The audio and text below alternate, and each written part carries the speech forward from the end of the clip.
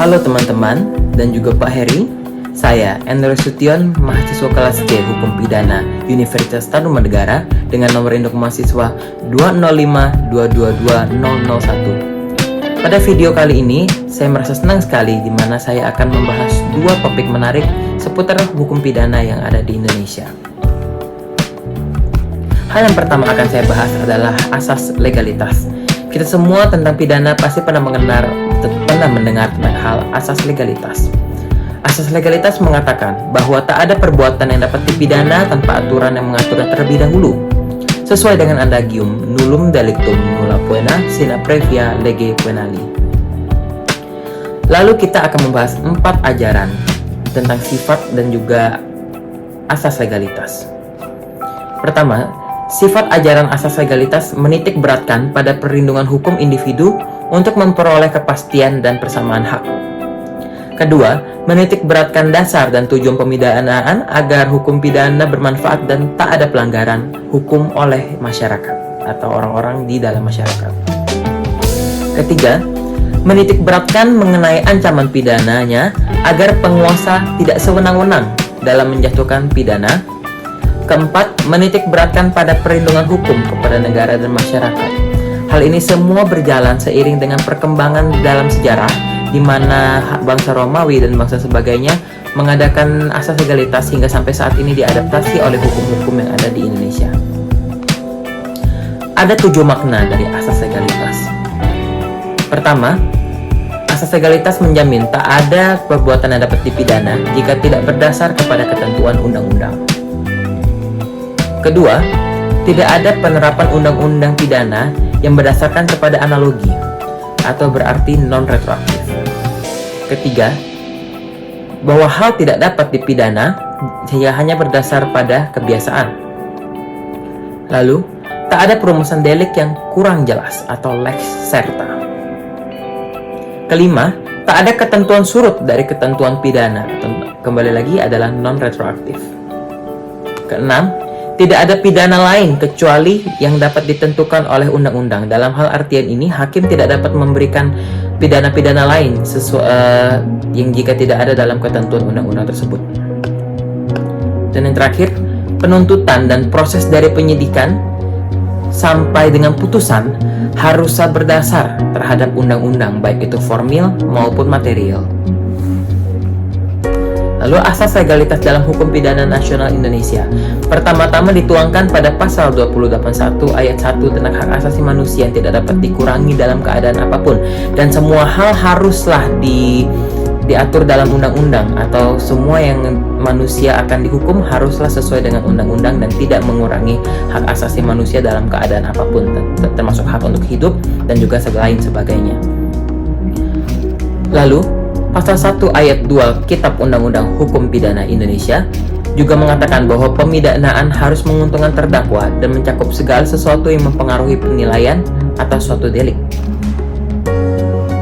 Menarik sekali, itu adalah hal pertama yang saya bahas, yaitu tentang asas legalitas dalam hukum pidana. Hal kedua yang akan saya bahas selanjutnya adalah pertanggungjawaban pidana korporasi. Namun, sebelum saya ingin membahas tentang korporasi, kita harus mengetahui dulu bahwa pidana korporasi ini merupakan sebuah tindak pidana dari white collar crime. White collar crime adalah tindak pidana yang dilakukan oleh orang-orang yang sifatnya rapih atau bersih, dan juga dilakukan oleh kelas-kelas sosial atas dan juga tingkat-tingkatan dalam hal-hal yang ada di atas tatanan hidup masyarakat. Berbeda dengan blue collar crime yang merupakan tindak pidana yang dilakukan di jalanan seperti penjamretan, perampokan, pemidanaan, dan lain sebagainya. Itulah yang membedakan antara white collar crime dengan blue collar crime.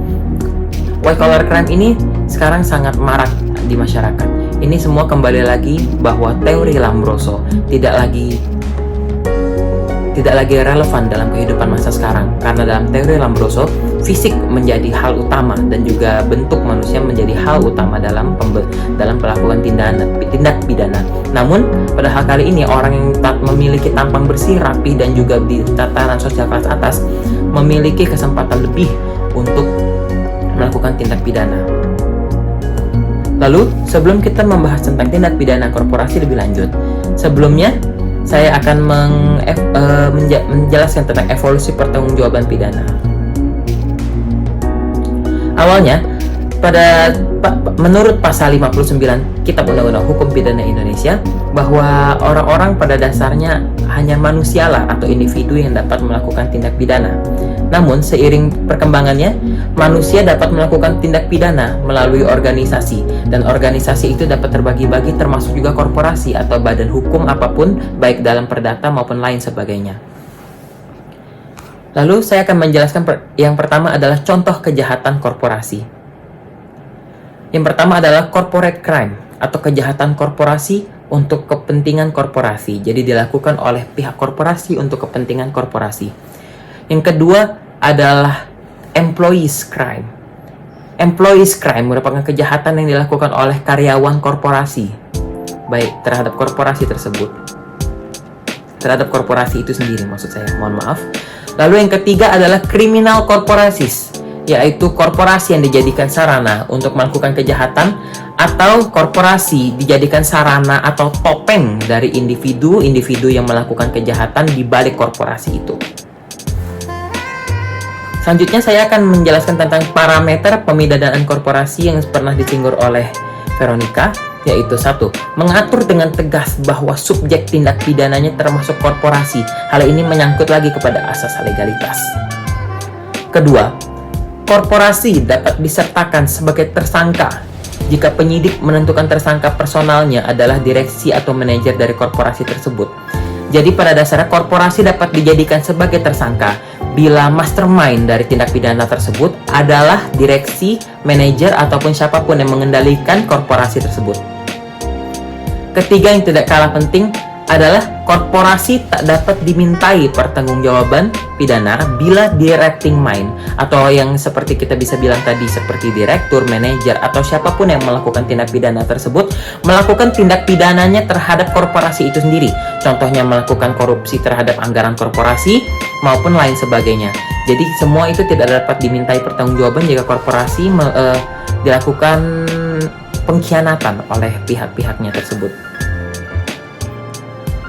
Lalu saya akan membahas tentang model pertanggungjawaban korporasi. Pertama, pengurus yang sebagai pembuat tindak pidana tersebut, lalu pengurus yang bertanggung jawab atas tindakan yang telah ia lakukan. Jadi kasusnya adalah timpal-setimpal. Lalu, korporasi sebagai pembuat dan pengurus yang bertanggung jawab. Yang ketiga, korporasi yang membuat dan korporasilah yang bertanggung jawab. Dalam artian ini bukanlah orang-orangnya, namun keseluruhan korporasi lembaga tersebut yang mendapatkan konsekuensi dari tindakan yang dilakukan oleh badan hukum tersebut. Selanjutnya saya akan menjelaskan tentang tujuan-tujuan dari pemidanaan korporasi. Yang pertama tentunya adalah pencegahan baik secara umum ataupun khusus dalam hal apapun. Lalu memberikan perlindungan bagi masyarakat umum.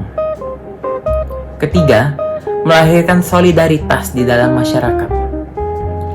Yang keempat, pengimbangan antara pidana dan pertanggungjawaban individu dari pelaku tindak pidana. Hal-hal tadi merupakan hal-hal yang sangat penting dalam hukum pidana Indonesia, yaitu asas legalitas dan pemidanaan dalam korporasi. Karena pada sekarang ini banyak sekali ketidakpastian hukum dan tidak relevannya 3 tujuan hukum, yaitu kepastian, manfaat, dan tujuan hukum. Lalu, dari 2 hal yang ada di atas tadi, saya akan membahas tentang hubungan dan kesimpulannya. Kedua teori ini saling terkait, karena pertanggungjawaban pidana korporasi juga melibatkan prinsip-prinsip dari asas legalitas yang sudah kita bahas tadi. Jadi pada dasarnya, jika ingin memidanakan korporasi juga harus mementingkan asas legalitasnya. Dan pada dasarnya, pemahaman akan asas legalitas akan membantu dasar yang kuat untuk mengimplikasikan dan pertanggungjawaban pidana korporasi dalam konteks hukum pidana nasional.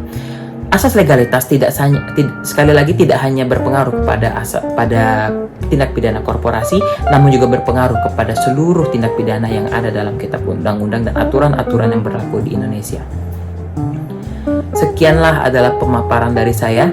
Semoga jika ada kata-kata yang kurang pas atau ada teori-teori yang tidak sesuai dengan pemahaman Bapak, Ibu, Saudara semuanya, dapat memberikan saya kritik, saran, ataupun kita sama-sama berdiskusi. Sekian dari saya, Andrew Sution. Terima kasih dan sampai jumpa pada video-video selanjutnya.